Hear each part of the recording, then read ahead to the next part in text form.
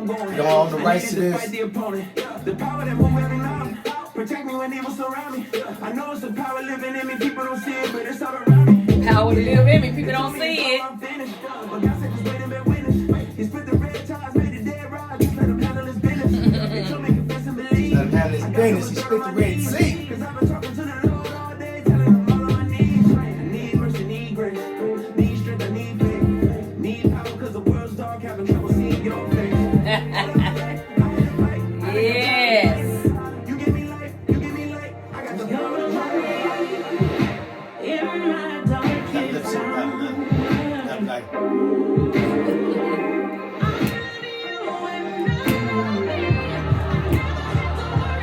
It's by your power.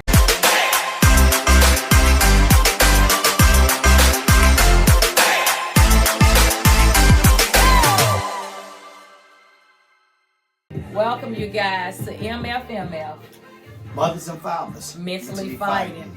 I'm your host, Lachey. And I'm your host, Kenneth. All right. We're here today to talk about an amazing subject. An amazing subject, yes. We're wrapping it up. Mental illness, we're wrapping it up. But the topics we got today, it's going to be amazing. Amazing. Yes, yes, yes. So let's jump right into it. Let's go ahead and jump right into this wonderful topic that we have today. Let's jump right into it. Yes, yes, yes. Again, welcome to MFMF. Go ahead and subscribe. If you have not subscribed yet, go ahead and subscribe and show this video if you dare to share it. That's right. Hit the like button at the bottom. We're trying to get up to at least 1,000 likes. And again, share this with somebody, anybody. Mentally fighting, mothers and fathers mentally fighting. Yes. That's dealing with mental illness or dealing with people with mental illness. Yes. This would be for you. Yes. So we're jumping right off into it, right? Yes. So I know you're wondering why we have these glasses on. Oh, look at there. Mm. That flaps up. Yeah. Oh, all right. All right. Go ahead, babe. Go ahead. All Talk right. to him. All right. Yeah. So how do I look? Pretty crazy. Really? Mm-hmm. How I look? Yeah, I would say you look pretty crazy too. Even though I like that, it matches your shirt. It do. It do. Bottom on what matches your shirt. Yeah, you know, you got a slice of pizza cut out. You can't have a bite though. Oh wow. But Yeah. what we're trying to show or to reflect is that sometimes being a Christian kind of looks a little crazy. We look crazy. Just a tad bit crazy. That crazy faith, you know? Yeah. Yeah.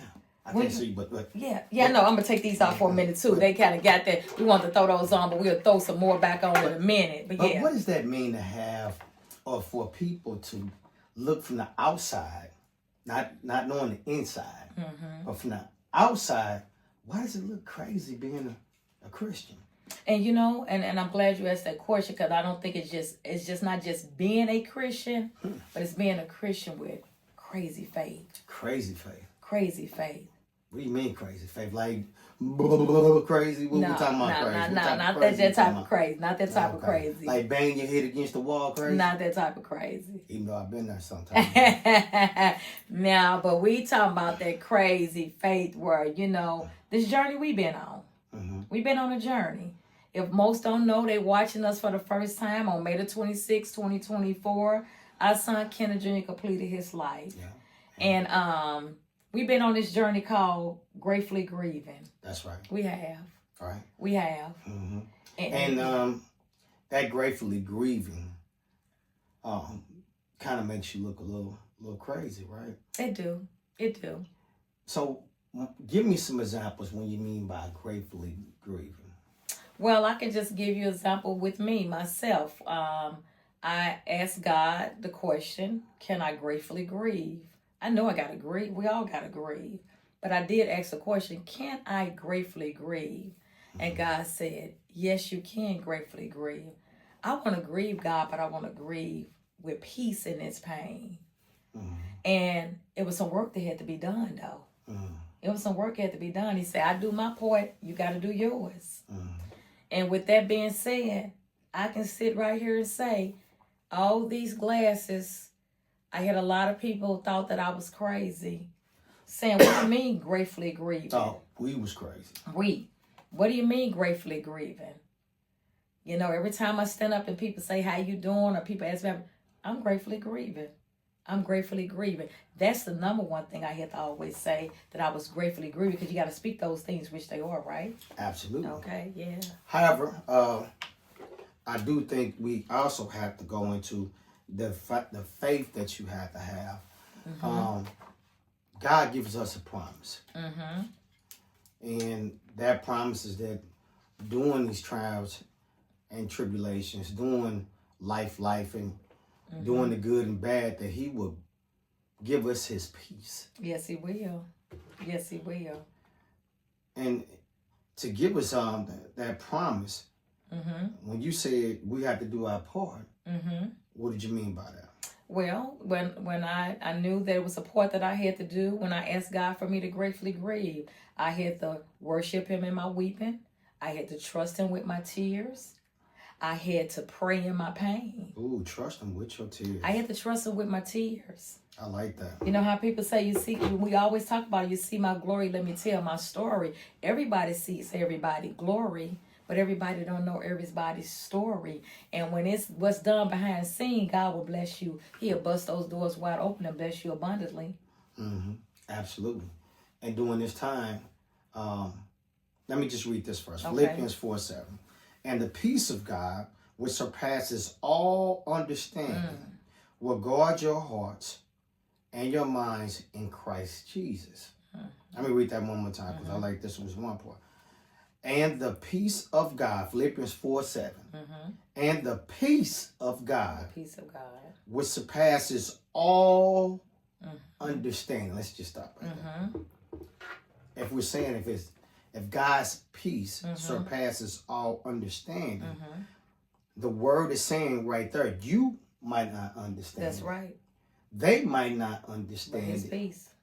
But God understands. He understands. But for us to do our part, we have to trust in this word when he says, we might not understand, but I need you to trust. Yeah, that's what the words say, lead not to your own understanding. Because in this trials and tribulations, during our grieving with our son completing his life, many people thought something was wrong with us.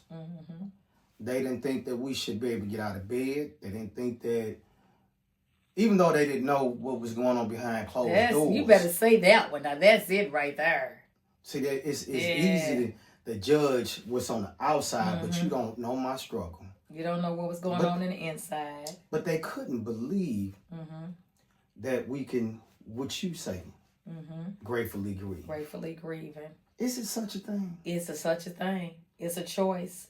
It's a thing. How do you know? Oh, because I tell you how do I know. Because every day that I wake up, still grieving, but I got peace.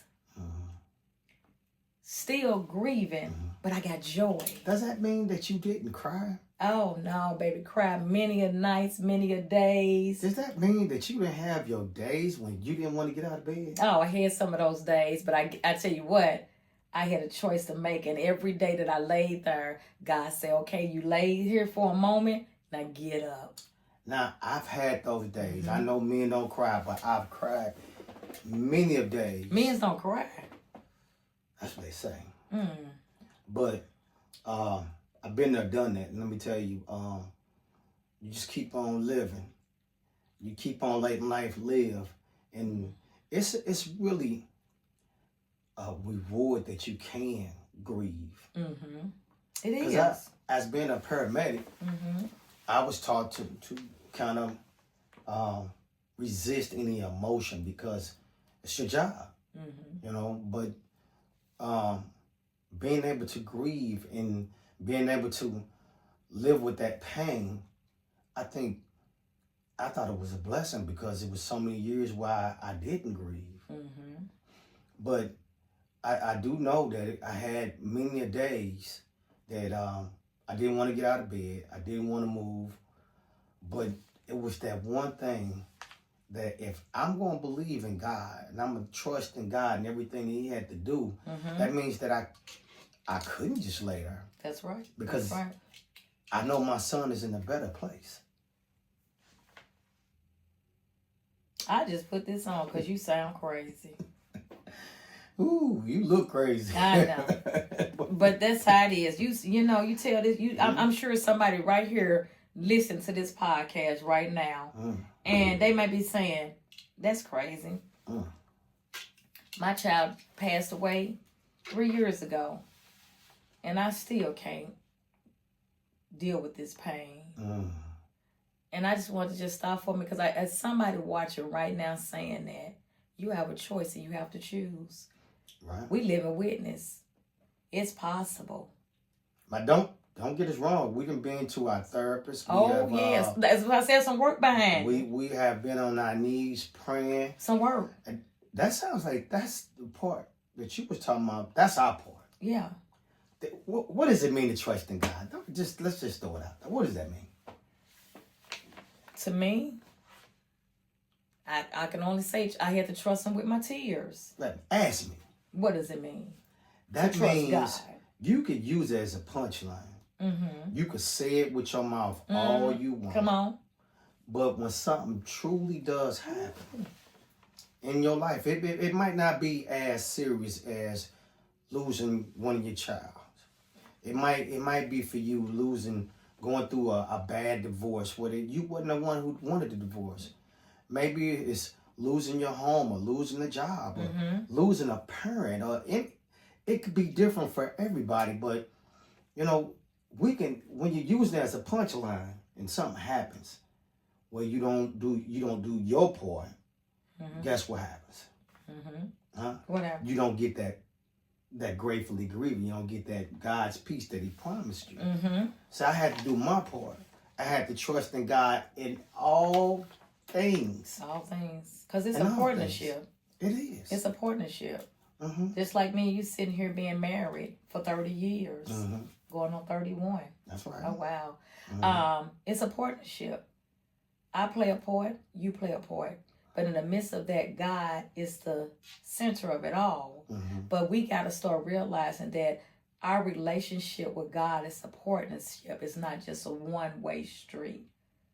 It's a partnership. And that's where I think a lot of people is not...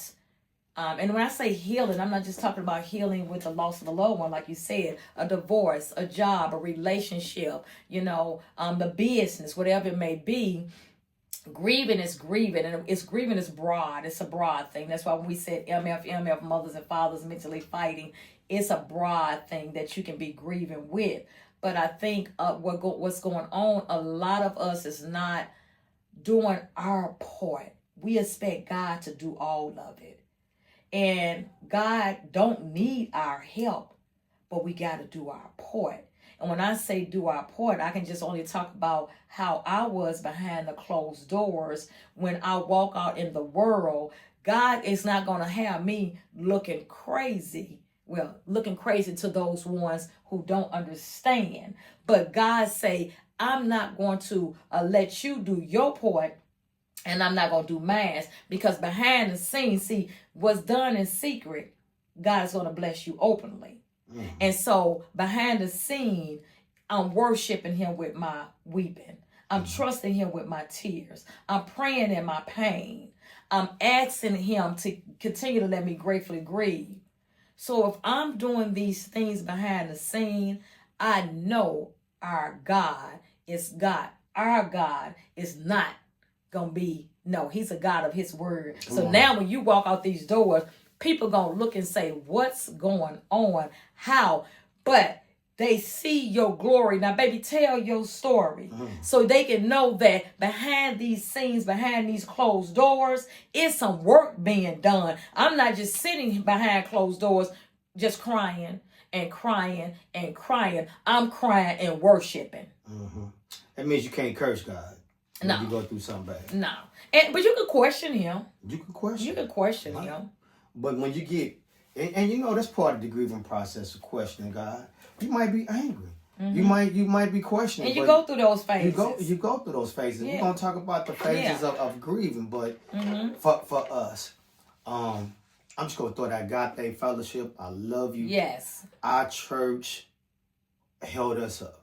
Yes, Agape And Fellowship Center. And it Yes, said, "Still sharpen Kudos. steel." That's right. And that those members, every last one of them, Iron sharpens held iron, yes. us up, Yes, they did. including our wonderful family. Yes, I And found then it. let me tell you something. If you're going through something, is it good to be by yourself? Not at all. Why? You know, it's a time where you do supposed to isolate yourself, but the key thing is, what are you doing when you isolate yourself? That's very important. But I believe when you're in pain and you're going through grieving, I think placing yourself boundaries is now. I want to say this real quick.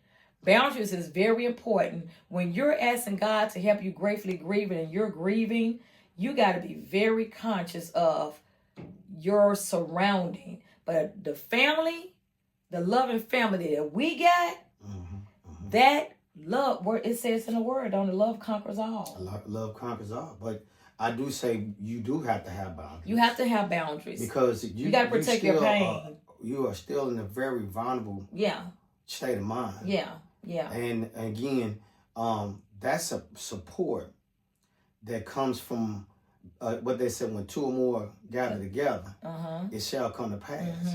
That God wants us to gather together. Yeah. And what I'm saying is, during those times, that was those times that we were able to be at church, was and with our family. Oh yeah. Helped us a lot. Oh yeah. Oh yeah. However, when you isolate yourself, and this is what, understand, when you isolate yourself, if you're not in a good mind state, what happens? Oh, it say the devil is. It says an idle mind is the devil's workshop, right? Absolutely. And so I always say an idle mind is only the devil workshop. It all depends on what are you doing with that idle time. It's very important what you're doing with that idle time, because it's good to have some idle time. But what are you doing with that idle time? If your mind is like not ready to be in that quiet place, don't do it. Don't do it. Surround yourself with loving people that can encourage you. But at some point, you do have to get that idle time, because the only body, I always tell a person when I'm mentoring somebody or somebody call me, I can only give you an encouragement word for that moment. I can give you some happiness for that moment, but God can give you the joy for the lifetime. Amen. Yes. So you need to seek God for that joy, because He's going to give you that joy that lasts forever. Happiness is only when something is happening. I'm giving you some encouragement word right now. It's happening right now. But what about when I hang up that phone and that other person, that enemy, try to come and whisper in your ear? You got to be like David. You got to encourage yourself in the Lord. Come on now. So not staying stuck in the bed for 2 years, not doing what the world perceives. And we're not trying to judge. Everybody grieve different. But we're here. Absolutely. God has blessed us to be some true witness. And I'm sure there's other people out there. Please don't nobody take this that if you had to grieve for 2 years, that something was wrong. Something was wrong with you, because again, we're talking about us, and we're hoping that this reaches somebody. Yes, and maybe that you can gratefully grieve. There you go. Now, I want to share something, because it took everything, and again, I'm still grieving. Yes. I don't know if you know this, but this is a lifelong thing. Losing someone that close to you is a lifelong thing. It's just not over. Not the However, same. this is what my therapist told to me. God bless him. Yeah. Tessie, frat brother, he said, you don't have to keep on living with the pain. You can let that go. And that was huge for me. That was profound, because I thought I had to live with the pain or hold on to the pain to keep a memory of my son. Right. And that's a lie from the devil, because you don't have to hold on to the pain. Because God wants you to release that pain to Him. Do you know how profound that was for me? Yeah. I thought, and I hope this reaches somebody, that holding on to the pain, that was going to keep me, the memory of someone that I raised from a baby, that I to a grown man, 24 years old, that I thought I was going to forget him. I know. I know, right, right. And we all go through those, like when you had said, when you was telling me about the pain, that you said holding on to the pain, that you thought that it would, if I let this pain go, I'm going to forget about my son. And I think we all have our different things that we do. If I let go, we'll never forget about our child. You'll never forget about your loved one, but you will learn how to move forward.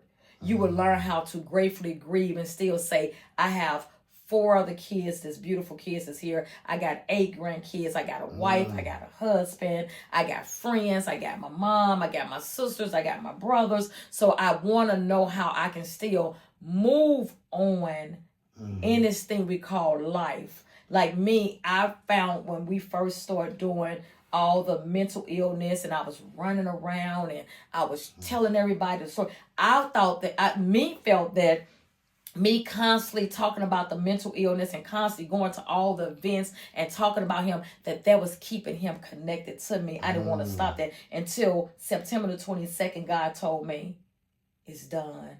It's time for self-care. Because if you don't get self-care, you're going to find yourself in selfless and under. So because I was running, trying to hold on to this memories with constantly telling this story over and over and over again, and not realize how much it was draining me. Because I was trying to help other people. I was trying to hold on to his memory. And until September the 22nd, it was fall. And I heard God say, it's time to let that go. That grieving part is over. So I just want you to get into the different stages of what grieving. Is that to say? Yeah. That your grandchild or your kids is living now say to you, when little Kenny died, my mama died too, because you wasn't there no more. Yeah, it happens. And I didn't want that. I didn't want my kids to say my mom is gone. She's here. She's you're living, but not living. You're absent. You're absent. You're living, but you're absent. And guys, remember this: the people that are here now still deserve you. Yes. They still deserve you. Yes. So we just excited about this. Is the closing of the we in another phase of our life, I say grieving in our life, you know, because the grieving is going to be there, but you go to different phases in your grief. And I'm so excited about this, what your therapist shared with you. And it's good that you share it with me, and I think it's time for us to share it with those who are watching. Well, let's go over it. Did you know it was 7 stages of grieving? 7 stages. 7 stages. I know someone. Explain it to me. Explain it to me. And if you're grieving right now, this is a good opportunity to kind of figure out where you at. Okay. First, shock and disbelief. Okay. When you first find out about death of a loved one, your initial reaction might be shock or complete disbelief. You're not quite in denial. You just can't even perceive what has just happened. This is a defensive mechanism that is designed to protect from pain, right? This stage can explain why we can plan a funeral and make other arrangements immediately after death. You're in a state of suspension until you are able to grieve. Woo! Been through that one. Yeah. Been through that one. Like we planned that funeral, didn't we? Quick. We even stood up on that. We had the whole lot of emotions. Yeah. To get through that, because you're around 300 million people, and everybody's hugging you so tight and trying to get your emotion to come out, and you're trying to get through this period, and everybody wants you to grieve, and you just can't let it go, right? You can't let it go. What was it like that for you? Oh yeah, it was like that. It was like that. But I like that. That was at first. It was, All right. Next stage, denial. While denial shares similarities to disbelief, it is its own coping mechanism and also helps you to deal with grief and pain. You might simply deny that your loved one is gone, or push the thoughts out of your head. Some people can get stuck in a pathological and chronic state of denial and refuse to admit that anything bad has happened. But this is rare. This phase takes a form in different ways. Some people will deny they are grieving or affected by the loss, while others will deny their loved one has gone. Wow. Denial. They can't even come up with the real understanding that they're gone. Mm-hmm. I think I went through that too. Yeah, oh yeah, I went through that denial stage. Yeah. I remember this is how much the denial stage I went through. I remember I used to go to bed and I used to pray and I used to ask God, Lord, let me have a dream about him. Let me hear his voice. And I feel that he's still here. Mm-hmm. I was in denial. I used to pray like, Lord, if I could just have a dream about him. If I could just hear his voice, Lord, let me have a dream about him. And then if I know he's still here. So yeah, that denial went through there. This is where I was stuck for a minute. Guilt. Guilt can feel like a punch to the gut. It's completely normal to wonder what you could have done to prevent this loss from happening. Wow, I was stuck for that for a long time. Yeah. While most of us will feel a sort of guilt when a loved one dies, thoughts such as, I should have done more, I should have called the doctor with my concerns, are common. Around 7% of people will experience complicated grief. Complicated grief. Yeah. Complicated grief is often centered around guilt and causes the sufferers to reunite endless about the details around the death and what they could have done differently. They also struggle to accept the finality of death and or surround themselves with photos and mementos such as a piece of a memorial jewelry that will help them believe the deceased is still with them. Ain't that what you just said? Yeah. And I guess that's kind of part of that guilt because I can remember when we had the big poster of Ken Jr. Complicated. And it had it was a big poster we had at the funeral home, you know, showing, it was almost obituary, you know, with the day, his picture, and the day he was born and the day he passed. I had that when you first walked through the door. And I had that again. I could tell you when God told me that season is over, I would come downstairs every morning. You did too. Look at that picture. I would walk through that door, look at the picture. And finally one day I heard the voice saying, remove that picture. Remove that picture. Those small things do. Remove that picture. So I was. It was so hard for me to say, baby, put that picture back. Yeah. Ooh, it was difficult. Yeah, and I think I had to remove that picture because I felt myself like, he's here. He's here. And God say, I'm trying to get you to the next. He's here. I'm going to keep this picture right if I just walk past by here and say. But then in some ways, it was kind of making me a little sad too. Because I was looking at his birthday and his death day. And I was looking at that because when he passed away, see, we say that's his birthday when he was born. Now, his birthday is when God called him home. That's his birth. God gave me that. He say, now, this is the day you celebrate. When this come up on May the 26th, 2026 next year, I want you to celebrate because he has got eternal life. Let's go. That's my God. That's my God. Next stage. This is fourth stage, anger and bargaining. This stage usually occurs after the ceremonies and funerals. The comforting family and friends have left, and you are trying to go about your life as usual. That's often when the anger comes in, and often bargaining as well.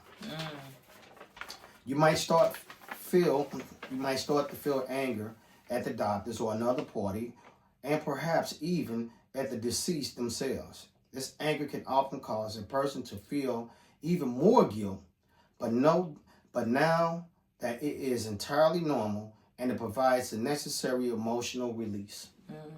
In some cases, people begin to bargain mentally, even though they know it is in vain. For example, I would do X to have them back.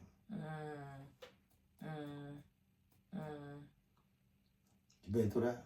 You know, I think I went through angry the very first stage but then I think when I was going to all the mentalness and learning the mentalness, and I remember I going to one suicide prevention because I remember I woke up one morning so mad, like, how could you do something like this? Why would you do something like this? We love you. We are a good family. You my cool dude. I was just thinking about all the things that he was. And I was being selfish.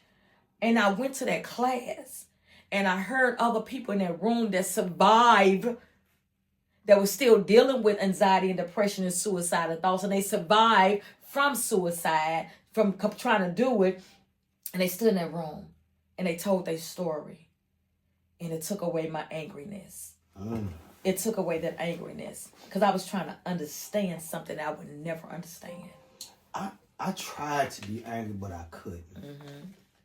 Because the relationship that we had, Mm-hmm. I mean, it would be different if I didn't know that he loved us. Right. Or right. didn't love us. Right. And I did. I tried to be angry on several occasions, but due to the illness and the sickness, I knew he was in pain. Oh yeah.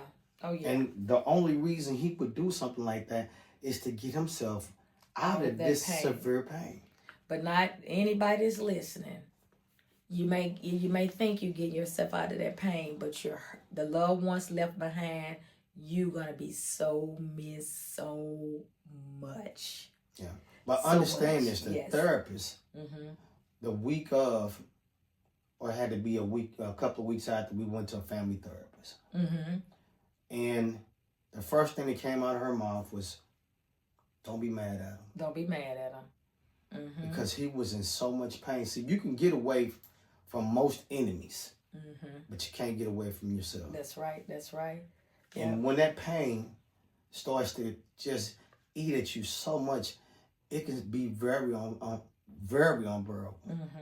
Most definitely. It's hard to really explain how that feels. But imagine a knife being in your chest, and you in extreme pain, and you want to pull it out. Right. So the young lady that I was talking to, me and her was having a conversation, and this is how she said it. It made a lot of sense. She say, imagine that now you got a toothache, and you know you got a toothache, so you know where that pain coming from. But imagine a person that's in pain and they don't know where this pain coming from. They don't have no toothache. They don't have a headache. They don't have no body aches. This pain, they keep on saying to themselves, go away. So this pain that they got. So just imagine that. If that tooth hurting so bad, but you don't even know where that pain, but you know the tooth is hurting. So you know your pain. You know you broke your toe. So you know the pain. But imagine that a person that don't know the pain. So I think that my angriness was more trying to understand. And I was getting angry because I was trying to understand. And that's something I couldn't understand. Right. Yeah, somebody else can understand. Right. Yeah. But again, if you tell your mind to shut up, will it shut up? Yeah. Yeah, you gotta have some power. Yeah, if you tell it shut up, you gotta have some weapon come behind. You gotta train it. You gotta train it. Come on now. You gotta train it. We got that power and authority. Oh yeah, come on. You think my man ain't talk crazy to me before? You shut up. But that mind keep on talking when you tell it to shut up. But we gotta fight him back with this word. We gotta fight him back with the word. God, come on. He gave us the devil was tempting Jesus in the desert. I mean, in the wilderness. Yeah, he came back with his word. Came back with that word. Came back with his word. Tried to make Jesus commit suicide. Yeah. Okay. Next stage, depression. Of grief. It's depression, loneliness, and reflection. All right. Now, know that you have fully acknowledged the loss. It is common to experience depression or for a deep sadness. You may also feel lonely and isolated from other loved ones. This can be an especially poignant time to seek the help and guidance of a grief counselor who can help you through the pain. These sessions can be an opportunity for reflection about what your loved one meant to you, the true nature of a relationship, and how can you move on in the future. Now, right there, I'm gonna put these on. No, I'm saying that because you said most people saying, "How can I move on in the future?" That's when you start looking crazy. How can I move on in the future? You mean tell me you finna move on? You finna move on? How can you move on? God. God? Oh, absolutely. you finna move on. It's just been over a year, and you finna move on. Crazy. But the fact is, I would never move on. But tell them what you mean. Well, you never move on from losing a loved one, but it truly does change you. You learn how to move with the pain. Yes. You learn how to move in the grieving.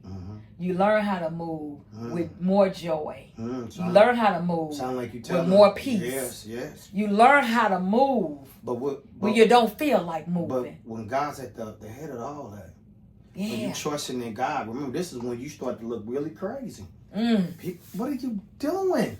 You ain't supposed to be out of your house. What are you doing? This is when you look the craziest. Pop. Come on. All right. We got two more. Yes. Reconstruction or working through.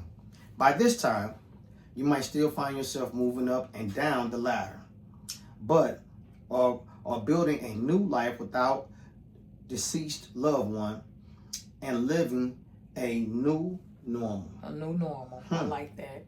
The hurt may feel raw and painful. You know now that you cannot change the situation. That's right.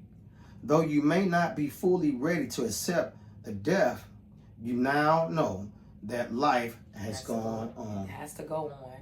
You now know that life has to go on. Yeah. A new normal, but the pain's still there. The pain's still there. But you to learn, you might go up and down that ladder. You might go up and down, but you to learn how to move on into something new. Come on. Last but not least, acceptance. The final stage. The final stage of this model is acceptance. You have worked through the most painful and difficult work of grieving, and you accept that your loved one is gone and that you need to continue living your life. You may begin to find joy again and smile rather than wince and cry when you think of your loved one. You may join new clubs, start a new hobby, take a trip, or clear out the possessions, keeping only the most important mementos. Yes. Mementos. Yes. And I think that's what me and you was talking about, that I think we are in between that acceptance and what was the last one you did? Reconstruction. And working through the reconstruction and then acceptance. So that's why we say that we are, there's a season in our life. Like there's a different steps right here to the healing. And there's difference in these steps is season. And when we are in seasons in our life, these steps that he had just talked to you about, denial, guilt, angry, depression, recognition, and acceptance. These are I hope you was taking notes. These are seasons. And sometimes we can get stuck in a season a little longer than we should. Absolutely. And God is saying, take these steps. Know where you at in this stage of your grieving.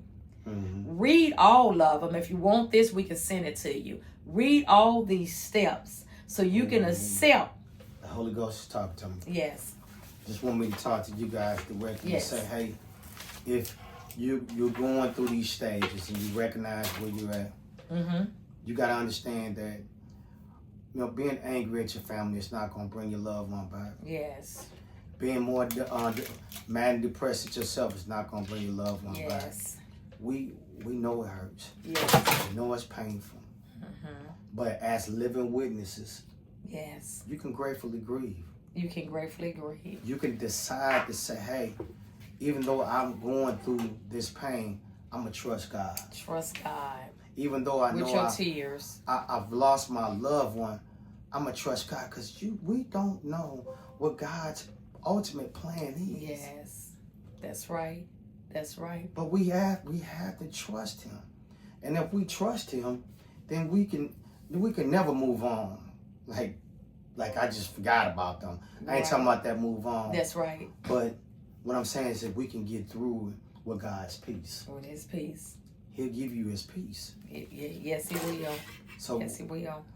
Don't feel guilty. Don't feel bad. But understand, you're going to look crazy to everybody.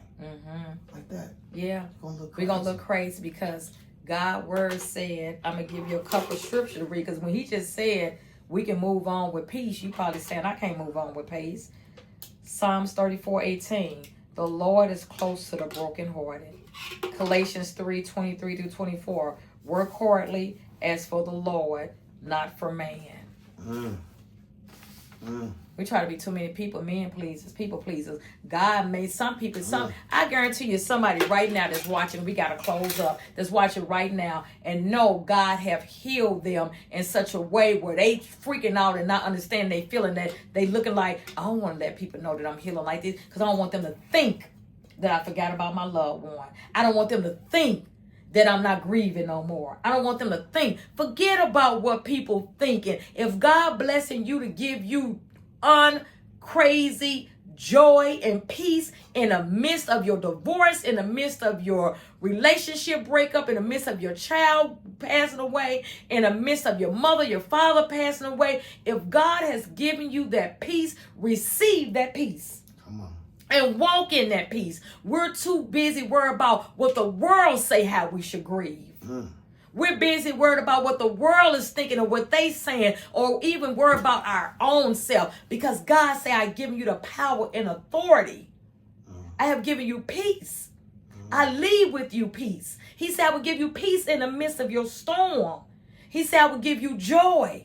He said, I will weep and may endure for the night, but joy comes in the morning. Receive that joy in the morning when it comes.